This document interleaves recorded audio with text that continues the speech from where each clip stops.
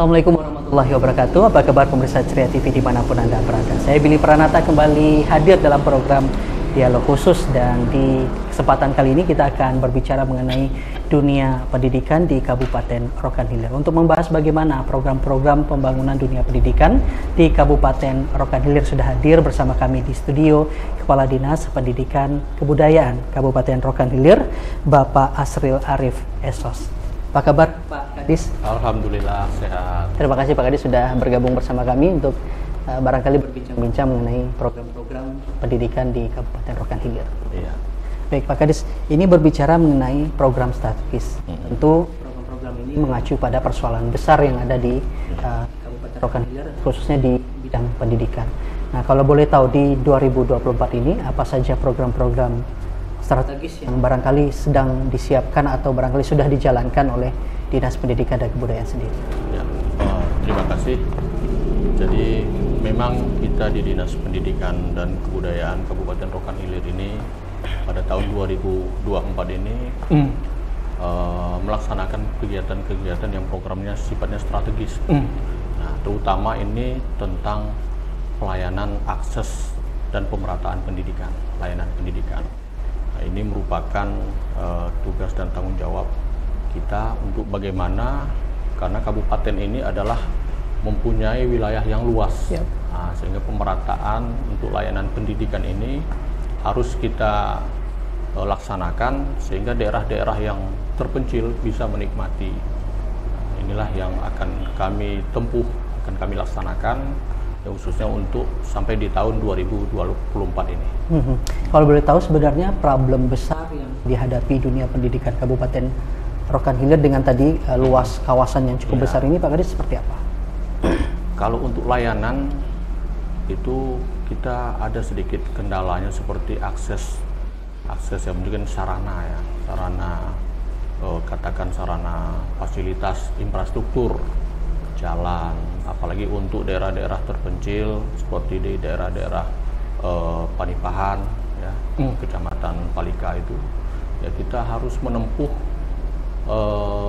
jalur transportasi yang mulai darat, laut, darat lagi, sungai. Nah, itu yang harus kita tempuh sehingga adalah sekolah-sekolah yang terjauh di sana.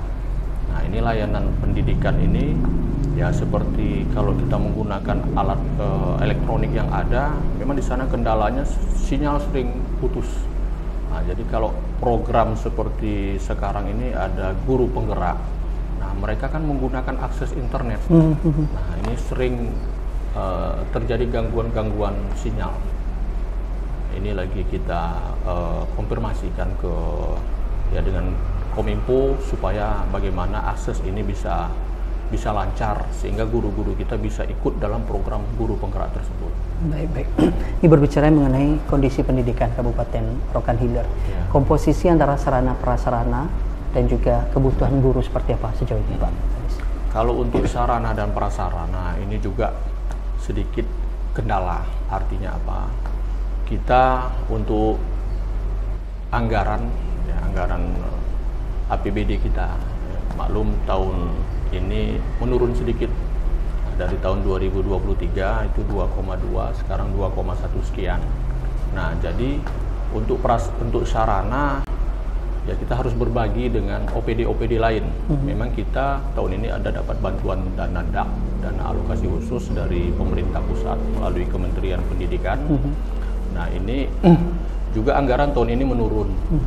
Nah, inilah yang akan kita laksanakan, ya semoga sedikit demi sedikit bisa terjawab tentang sarana dan prasarana di sekolah-sekolah ataupun satuan pendidikan, khususnya SD SMP yang ada di Kabupaten Rokan Hilir. Kalau perbandingan jumlah guru dan jumlah sekolah sampai saat ini seperti apa, Pak? Kalau guru dan jumlah sekolah, memang dengan adanya pengangkatan P3K kita agak terbantu, ya, terbantu dengan adanya guru P3K ini, sehingga memang kita masih kekurangan guru. Nah, ini ya sedikit demi sedikit karena tahun ini P3K juga masih ada penerimaan. Ya, mudah-mudahan dengan penerimaan P3K ini bisa mengatasi kekurangan yang ada. Nah, ini kita harapkan sekali karena kalau tidak ada halangan bulan-bulan Juni nanti itu sudah mulai seleksi untuk P3K Kabupaten Rokan Hilir, khususnya di guru. Persentase kekurangan guru bisa disampaikan? Kalau persentase sekarang sekitar 30% lah kekurangan untuk kabupaten ya, untuk kabupaten, untuk tingkat SD dan SMP. Ini kita sekarang sudah dengan adanya P3K dan honor ya, dibantu dengan honor daerah, itu sudah ada 6 ribuan jumlah guru. Dengan jumlah sekolah SD SMP itu mencapai 525 sekolah. Itu posisinya maksudnya guru SD, SMP atau seperti apa Pak Kadis? Kalau untuk guru SD itu dengan P3K ya. P3K itu sekitar 3.000 orang guru SD, nah, sisanya SMP. Kalau TK itu tak begitu banyak, karena kita kan TK tak begitu banyak untuk ini, untuk Kabupaten Rokan Hilir. Ini kalau boleh tahu, kebutuhan guru paling banyak di daerah mana? Perkotaannya atau pusat ibu kota, kabupaten atau daerah kecamatan? Kalau kita untuk kekurangan guru ini banyak sekarang di luar ibu kota. Artinya di bagian CPAP itu hampir merata guru sudah, ya bisa dikatakan hampir lengkap. Nah, cuman daerah-daerah kecamatan-kecamatan, nah ini yang masih kurang. Karena apa? Karena tadi kondisi wilayah. Misalkan di sana seharusnya jumlah guru ada 12, tapi karena jarak tempuh, kondisi wilayah itu hanya 7 misalnya. Disitulah yang banyak kekurangan. Nah, ini khusus untuk daerah-daerah terjauh lah.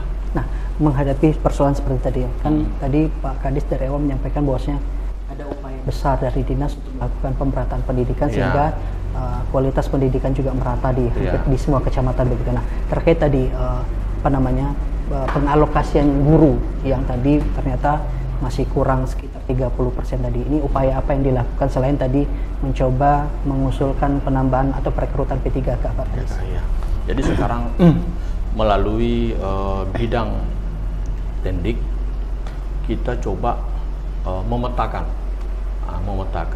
kondisi sekolah-sekolah satuan pendidikan yang ada di Kabupaten Rokan Hilir, baik itu tingkat SD dan tingkat SMP. Nah, jadi di situ nanti setelah dipetakan baru kelihatan sekolah-sekolah mana yang kekurangan akan keberadaan guru-guru kita ini. Nah, nanti setelah ini dengan adanya P3K kita bisa menyalurkan, membuka peluang-peluang ataupun formasi-formasi di daerah-daerah mana yang kekurangan. Nah, jadi dengan formasi ini otomatis guru-guru kita yang masih honor yang akan ikut P3K otomatis mereka akan mengambil peluang-peluang kosong. Nah, jadi ini secara otomatis nanti akan terisi.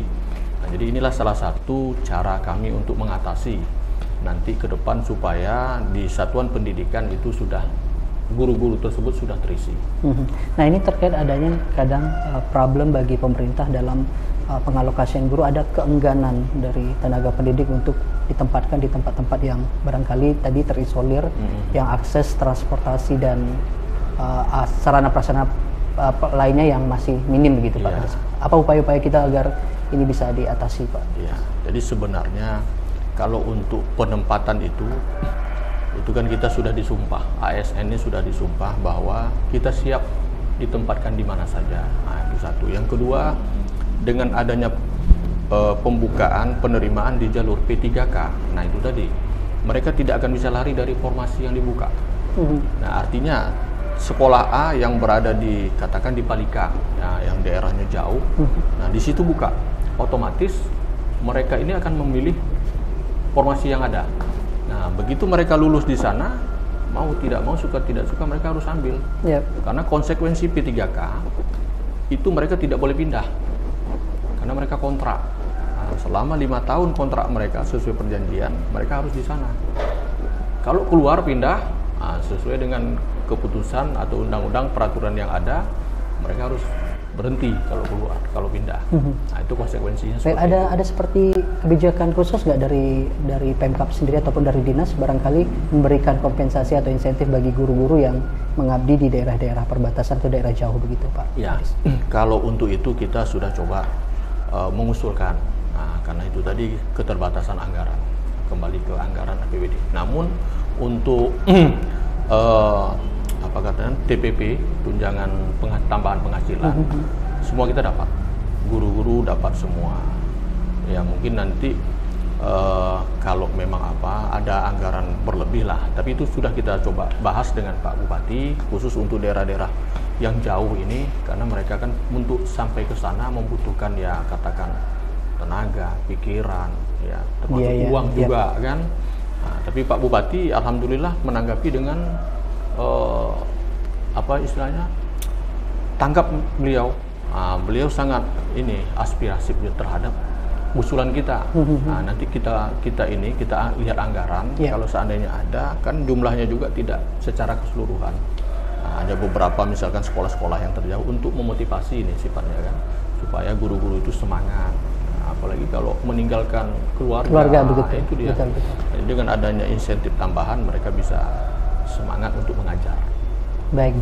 Nah, dari tadi latar belakang yang disampaikan oleh Pak Kadis tadi, bahwasanya masih ada kekurangan guru, penempatan guru yang masih belum 100% penuh begitu ya Pak, sesuai dengan jumlah sarana prasarana sekolah. Seperti apa sih Pak sebenarnya pelaksanaan salah satu program kementerian, yakni Merdeka Belajar? Ini kan juga saat ini pemerintah pusat juga concern terhadap program Merdeka Belajar ini, dengan keterbatasan tadi akses transportasi, listrik, jaringan listrik dan sebagainya. Seperti apa pelaksanaannya hingga saat ini Pak Kadis? Kalau untuk pelaksanaan Merdeka Belajar itu sekarang sudah berjalan. Nah, untuk kita sudah berjalan di Kabupaten Rokan Hilir, ya itu mulai diberi keleluasaan kepada satuan pendidikan sekolah untuk melaksanakan ya mulai dari proses ujian, mulai dari PPDB lah, PPDB, penerimaan siswa baru, terhadap guru juga, pelaksanaan untuk RPP-nya, penyiapan rencana pembelajaran. Nah, itu sudah diberi keleluasaan kepada guru, sehingga pelaksana ujian pun ujian sekolah. Nah, jadi ujian nasional, kalau dulu kita ada EPTANAS, nah, sekarang dikasih keleluasaan Merdeka Belajarnya ke sekolah yang menentukan. Tapi standarnya standar nasional. Nah, itu yang kita laksanakan sekarang. Jadi itu penerapannya sudah berjalan sampai hari ini, dan ini sebentar lagi kan kita sudah mulai PPDB nih. Nah, ini dilaksanakan. Nah, dari hasil evaluasi dari dinas sendiri melihat program yang sudah berjalan seperti Pak, sudah puas dengan hasil yang sudah berjalan atau memang ada barangkali evaluasi yang harus diperbaiki ke depan? Ya, memang kalau untuk evaluasi kita memang ada kekurangan-kekurangan. Nah, ini yang harus kita perbaiki. Nah, jadi kita melalui bidang tendik, mereka sudah melakukan ya evaluasi. Nah, nanti hasilnya akan kita bahas. Biasanya itu sebelum ini bentar lagi kan mau ujian, mau penerimaan. Nah, ini nanti kita evaluasi sebelum itu. Apa-apa kekurangan yang menjadi ininya akan kita lengkapi. Nah, termasuk juga terhadap guru-guru tadi. Nah, di mana setelah pemetaan tadi, di mana kekurangan-kekurangan, nah itu kita coba untuk mengatasinya. Yang dari hasil evaluasi sementara, apa yang paling banyak ditemukan persoalan di lapangan Pak Kadis? Kalau di lapangan, nah itu tadi kekurangan guru ya, kekurangan guru, terutama untuk daerah-daerah yang jauh. Nah ini, tapi kalau untuk daerah-daerah ya bisa dijangkau, alhamdulillah lancar. Nah, jadi kalaupun ada minim lah kekurangannya.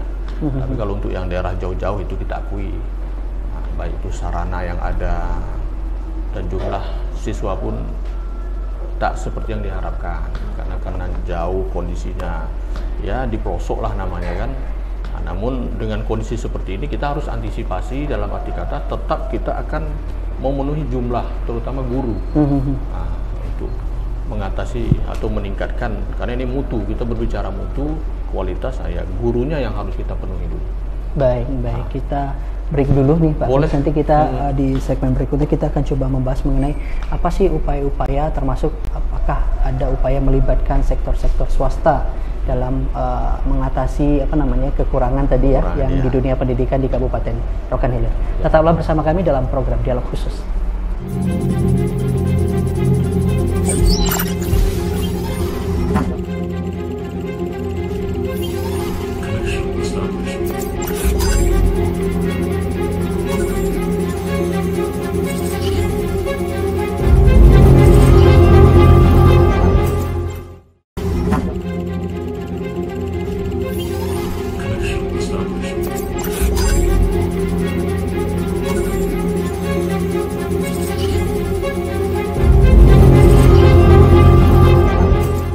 Baik, Anda masih bersama kami dalam program Dialog Khusus Ceria TV bersama dengan Dinas Pendidikan dan Kebudayaan Kabupaten Rokan Hilir membahas mengenai pembangunan dan pembangunan dan dunia pendidikan di Kabupaten Rokan Hilir. Tadi kita di segmen awal sudah berbicara mengenai bagaimana kondisi daripada dunia pendidikan di Kabupaten Rokan Hilir, dan kita juga mengetahui apa sebenarnya persoalan yang sedang dihadapi oleh Pemkab Rokan Hilir dalam pengembangan dunia pendidikan di Kabupaten Rokan Hilir. Nah, di segmen kali ini kita akan tanyakan seperti apa sih keterlibatan dari pihak swasta ataupun pihak-pihak lain dalam mendukung pengembangan dunia pendidikan di Kabupaten Rokan Hilir. Seperti apa sih Pak? Tadi sebenarnya apakah Dinas sendiri sudah mencoba membuka diri begitu ya dengan pihak-pihak swasta dalam membantu melengkapi sarana prasarana ataupun barangkali membuka akses-akses kekurangan yang dihadapi dunia pendidikan di Kabupaten Rokan Hilir sendiri? Baik, untuk keterlibatan pihak swasta dalam mengatasi permasalahan khususnya untuk dunia pendidikan di Kabupaten Rokan Hilir, ini selama ini kita sudah ada bekerja sama, tapi itu sifatnya dengan keterlibatan dari pihak perusahaan-perusahaan yang ada di Kabupaten Rokan Hilir. Nah, jadi melalui itu kita kan ada Korwil, koordinator wilayah setiap kecamatan. Yeah. Nah, jadi mereka di wilayah masing-masing, jika ada perusahaan-perusahaan yang ada, mereka bisa melalui dana CSR mereka, istilahnya dana untuk pengabdian kepada masyarakat, membantu masyarakat. Nah, mereka juga masuk ke sekolah. Jadi setiap sekolah-sekolah ini mengajukan proposal, nah, kira-kira apa yang mereka butuhkan untuk ke perusahaan tersebut. Nah, jadi dengan adanya kerjasama ini, ya, pihak perusahaan juga ada membantu sifatnya ke dunia pendidikan, membantu kegiatan-kegiatan, menyumbangkan seperti buku-buku. Ya, itulah yang sekarang sudah kami laksanakan. Cuman ada juga rencana untuk meningkatkan kompetensi guru. Kita akan coba mencari katakanlah lembaga atau apa yang sifatnya bagaimana caranya untuk supaya guru-guru ini secara merata punya kualitas melalui kompetensi yang kita buat. Yeah. Nah, memang sekarang banyak usaha-usaha mulai dari kementerian seperti program guru penggerak. Nah, ini kan meningkatkan kompetensi guru. Nah, juga program guru penggerak ini ke depan itu sudah ada edaran bahwa untuk menjadi kepala sekolah itu diambil dari guru penggerak. Nah, karena mereka betul-betul ditempa selama masa 6 bulan. Mereka ini diadakan seleksi. Nah, di seleksi itu sekaligus beberapa bulan mereka ada melakukan lokakarya. Nah, di sana mereka itu ditempa terus sehingga mereka diharapkan ke depan menjadi manajernya. Nah, jadi untuk menjadi seorang kepala sekolah harus dari guru penggerak. Menjadi seorang pengawas juga harus dari guru penggerak yang ada ini. Kalau dulu ada namanya cakep, calon kepala sekolah, dulu mereka ini dites. Nah, jadi sekarang program cakep itu sudah tidak ada, larinya ke guru penggerak. Nah, juga ada cawas, calon pengawas, juga sama prosesnya diuji. Tapi dengan adanya program guru penggerak ini, yang dua ini hilang. Nah, jadi cikal bakal diambil dari guru penggerak. Jadi kedepannya itu nanti Pak Bupati sudah kita sampaikan juga bahwa dalam pengangkatan ya harus diambil dari guru penggerak. Nah, tadi berbicara mengenai sudah ada peran serta dari swasta ya, dalam mencoba membantu dunia pendidikan di Rokan. Apakah sudah maksimal yang dirasa ke dinas dalam? Kalau maksimal sih belum maksimal. Istilahnya mereka membantu baru sifatnya kan. Nah, cuman yang menjadi permasalahan utama itu kan dari sisi gurunya. Nah, jadi guru inilah yang harus kita buat semacam program bagaimana guru ini bisa berkualitas melalui kompetensi yang ada. Nah, jadi kalau guru sudah berkualitas, otomatis guru ini akan bisa menyalurkan ke siswa dan siswinya. Nah, jadi tentunya kalau guru sudah berkualitas, siswa sudah berkualitas, otomatis mutu pendidikan juga berkualitas untuk Kabupaten Rokan Hilir. Nah, jadi sekarang guru ini yang harus kita beri semacam pembekalan ataupun semacam katakan bimtek lah gitu kan. Nah, supaya guru ini memahami betul tugas pokok dan fungsinya. Bagaimana cara dia bisa mempengaruhi atau bisa menguasai kelas itu, dan juga siswa bisa menanggapi dan bisa menyerap apa yang disampaikan oleh guru ini, sehingga kita harapkan dengan hal yang seperti ini siswa-siswa kita yang ada ini bisa memahami sepenuhnya apa yang disampaikan oleh guru. Apalagi sekarang banyak yang berbasis digital begitu. Nah, itu ya. Pak Kadis. Jadi di samping kemajuan IT, sekarang siswa-siswa kita ini sudah kritik orangnya. Dan melek teknologi. Ya. Jadi jangan sampai siswa lebih mengetahui daripada guru. Nah, ini. Apalagi walaupun istilahnya berada di tempat yang terpencil, tapi kalau akses internetnya bagus dan mereka menggunakan alat-alat seperti HP ataupun laptop yang ada, ya mereka banyak dapat pengetahuan dari sana. Nah, kalau guru tertinggal dengan kemajuan iptek ini, nanti kalau siswanya bertanya kan tak bisa jawab. Ya. Nah, jadi jangan sampai hal itu terjadi. Baik, ini terkait dukungan anggaran tadi. Tadi sektor swasta ternyata memang belum begitu maksimal. Ya. Tentu ada harapan besar perusahaan-perusahaan yang ada, khususnya perusahaan besar yang banyak beroperasi ya, di Rokan Hilir bisa ikut turun membantu begitu. Nah, terkait dukungan anggaran, tadi Pak Kadis juga di segmen awal sudah sempat menyinggung bahwasanya ada penurunan anggaran. Sebenarnya dukungan anggaran untuk pendidikan di Rokan Hilir seperti apa? Apakah juga ada bantuan-bantuan dari hibah provinsi seperti itu, Pak Kadis? Iya. Kalau untuk anggaran, itu tadi yang kami sampaikan dari di awal, terjadi penurunan untuk APBD Kabupaten Rokan Hilir. Nah, namun untuk tahun 2020, mulai 2022, 2023, karena di tahun 2020 dan 2021 itu kita kena musibah COVID. Nah, jadi anggaran pada saat itu habis digunakan untuk bagaimana caranya meningkatkan kesehatan. Nah, jadi di 2022 baru mulai lagi. Nah, di zaman Pak Bupati sekarang. Yeah. Nah, beliau sangat respon, sangat ya istilahnya peduli sekali dengan dunia pendidikan. Nah, dan di zaman beliau ini, ya ini sudah dimulai lagi pembangunan. Nah, jadi kita melalui usulan-usulan yang diajukan oleh pihak sekolah, nah itu kita mulai dari musrenbang, kelurahan, kecamatan, sampai tingkat kabupaten. Dan juga kita secara ini mengajukan juga langsung ke Pak Bupati tentang kekurangan-kekurangan yang ada di sekolah-sekolah. Yeah. Nah, jadi program beliau sendiri yang masuk ke dalam situ. Nah, ini perlu dibangun ini Pak Kadis. Kita realisasikan ini. Jadi alhamdulillah dengan adanya seperti itu sudah banyak sekolah-sekolah yang mendapat bantuan untuk pembangunan sarana. Sarana itu yang terjadi di Kabupaten Rokan Hilir seperti lapangan. Lapangan itu kan rata-rata daerah kita kan daerah rawa. Yeah. Nah, apalagi air pasang naik, sehingga pada saat pasang naik itu siswa-siswi itu tidak bisa melakukan aktivitas. Nah, dibantu sama Pak Bupati disemenisasi lapangan ini. Nah, jadi mereka bisa beraktivitas di lapangan. Mobiler yang rusak.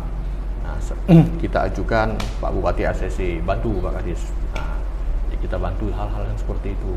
Jadi alhamdulillah sekarang ya walaupun sedikit demi sedikit untuk bantuan dari pemerintah kabupaten itu sudah bisa direalisasikan.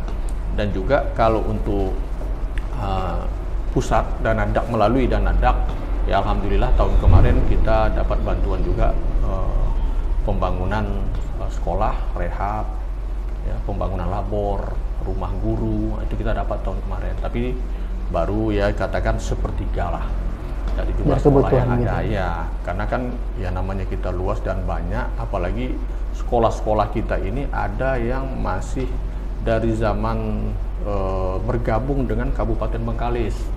Nah, itu banyak. Belum ada sentuhan sama sekali begitu ya, Pak? Ada yang belum dapat, nah, ada yang sudah, tapi ya namanya sekolah terus dipakai, tentu ya ada mengalami inilah penyusutan. Nah, jadi Pak Bupati sedikit demi sedikit beliau dengan adanya proposal yang masuk, beliau memperhatikan dan sudah banyak kita realisasikan juga untuk pembangunan di khususnya 2022-2023.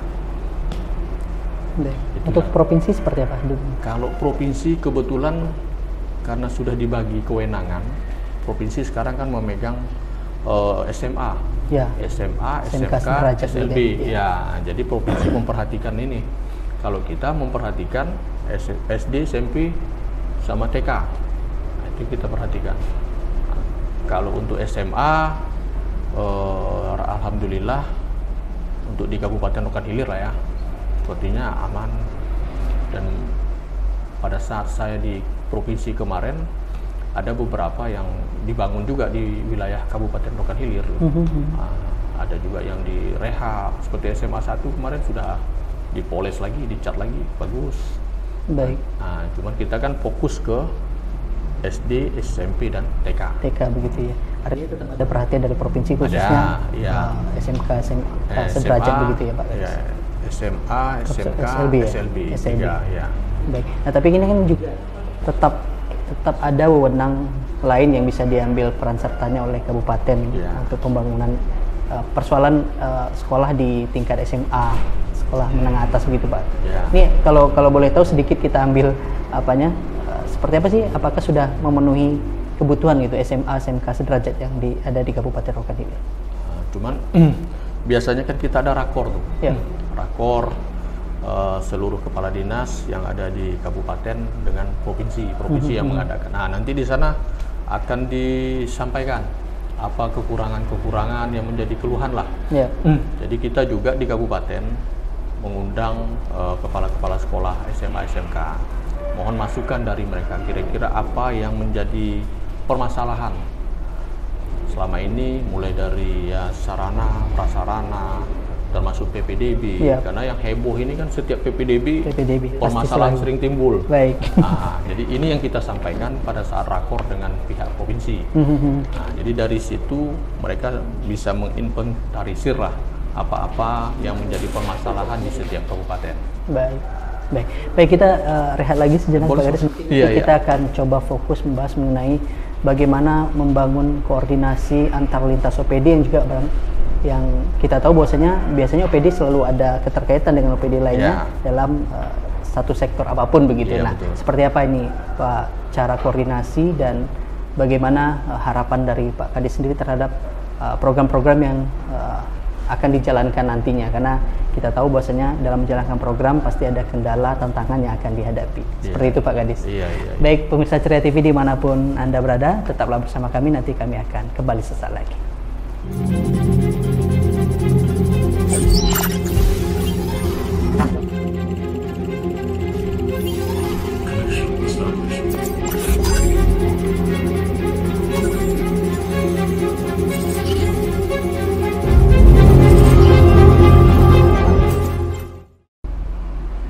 Baik, kita sudah berada di segmen terakhir dialog khusus bersama Dinas Pendidikan dan Kebudayaan Kabupaten Rokan Hilir bersama Bapak Kadis, Pak Asril Arif. Tadi kita di beberapa segmen sudah berbicara mengenai masalah, kemudian solusi yang akan dilakukan. Nah, dalam persoalan kendala tadi kan kita selain anggaran tadi juga ada beberapa kendala lain biasanya Pak Kadis. Nah, seperti dinas-dinas lainnya ataupun OPD-OPD lainnya, seringkali dalam melaksanakan atau menyiapkan sebuah program itu akan berkaitan dengan OPD-OPD lainnya, antar lintas sektor begitu.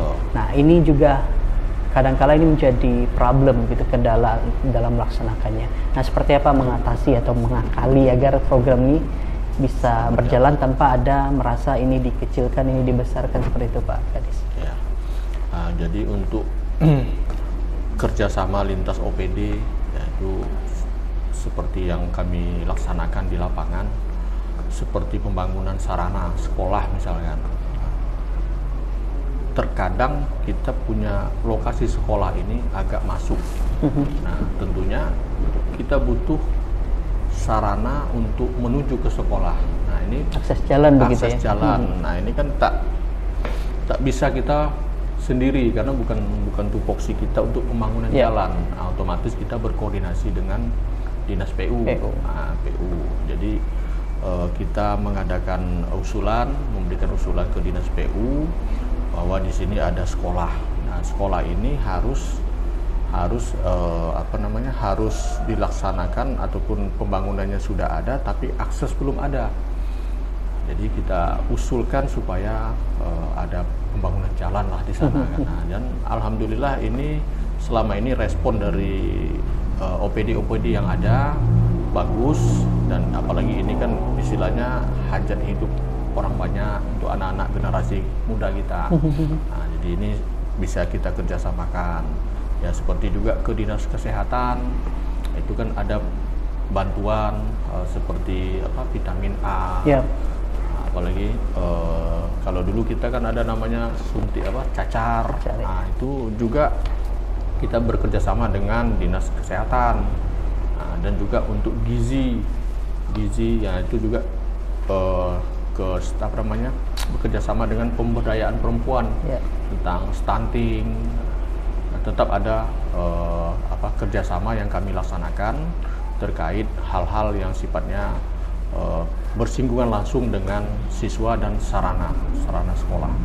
Artinya sudah berjalan. Sudah berjalan dengan baik. Ya. Kadang kan, mohon maaf, ini kan seringkali ada yang menjadi kendala adalah ego daripada OPD, sehingga akhirnya berbenturan dan menjadi penghambat terlaksananya sebuah program begitu Pak Kadis. Seperti apa Pak Kadis? Ya alhamdulillah selama ini kita laksanakan dan ini mendapat respon yang bagus dari kawan-kawan yang ada di OPD terkait. Nah, dan sering kami duduk bersama, misalnya rapat terhadap misalnya macam program stunting. Nah, itu lintas OPD terkait kita duduk bersama. Nah, jadi data kami siapkan misalkan dari dinas pendidikan, berapa data yang dibutuhkan, ataupun kalau ada kegiatan di tempat mana. Nah, saling mendukung. Nah, ini dari dinas ini menyiapkan apa, dari dinas ini menyiapkan apa. Karena kita maunya program, apalagi untuk anak-anak didik kita ini tentunya harus sehat. Nah, jadi dengan adanya seperti itu timbul semangat untuk belajar. Juga dukungan dari orang tua. Orang tua ini tidak terlepas memberi dukungan supaya anak mereka ini ya bergaya hidup sehat, mulai dari rumah sampai ke sekolah. Dan respon dari guru perlu juga kan, apalagi di sekolah itu sekarang ada namanya untuk penilaian, salah satunya kan kebersihan. Nah, juga dari dinas DLH itu tiap tahun mengadakan lomba untuk lingkungan Adiwiyata ya, program Adiwiyata mereka. Nah, ini juga kita memberi semacam motivasi terhadap sekolah supaya mereka melaksanakan penghijauan di sekolah-sekolah, membuat taman, ya lingkungan yang bersih. Nah, jadi sama pada saat kita terkena musibah COVID, ada tempat cuci tangannya, WC-nya bersih. Nah, ini kita sampaikan ke pihak sekolah. Dan bahkan kami kalau turun, terutama saya kalau turun ke sekolah itu saya sering turun ke toilet. Saya melihat bagaimana kebersihan, karena rata-rata kan toilet itu tak terawat. Setelah kita bangun bagus-bagus, tapi pelaksanaan untuk perawatan itu kurang. Jadi itu yang saya titik beratkan, supaya ini harus diperhatikan. Ya, memang saya suka dengan bunga-bunga. Nah, jadi saya sarankan kepada kepala sekolah, coba ditata lingkungan sekolah ini supaya kita itu merasa nyaman di sekolah. Nah, jadi konsep Adiwiyata yang dibuat oleh DLH itu nanti nyambung dia. Nah, jadi tidak hanya menang di tingkat kabupaten, tapi bisa di tingkat nasional kita bisa menjadi pemenang. Nah, jadi bukan hanya menjadi pemenang yang kita maksud, tapi kondisi wilayah sekolah itu yang membuat kita nyaman. Nah, itu yang saya terapkan setiap saya turun ke sekolah-sekolah, itu yang saya lihat. Baik, terakhir sebelum kita tutup nih Pak Kadis, apa sih harapan Pak Kadis agar nih program-program yang sudah disiapkan ataupun sedang dijalankan oleh dinas sendiri ini bisa berjalan maksimal, khususnya dalam menyikapi barangkali sikap mental, kemudian perilaku baik masyarakat setempat di sekitar sekolah ataupun gurunya sendiri, seperti apa Pak Kadis? Ya, harapan saya selaku Kepala Dinas Pendidikan dan Kebudayaan Kabupaten Rokan Hilir, terutama kepada guru-guru pada satuan pendidikan yang ada, ya untuk bisa meningkatkan bagaimana cara kita untuk meningkatkan mutu pendidikan. Nah, itu tadi yang saya sampaikan, mulai dari guru harus punya wawasan ke depan, karena sekarang dengan kemajuan IT, yaitu anak-anak didik kita ini, siswa dan siswi kita ini bisa lebih pintar. Nah, terutama dengan adanya IT tadi mereka dapat pengetahuan-pengetahuan dari luar. Nah, jangan sampai guru-guru kita terlambat untuk itu. Nah, jadi kita juga akan berupaya bagaimana meningkatkan kompetensi guru melalui mungkin nanti dengan pihak swasta ataupun dengan pihak kementerian. Selagi ini bisa kita kerjakan dan ini sangat bermanfaat.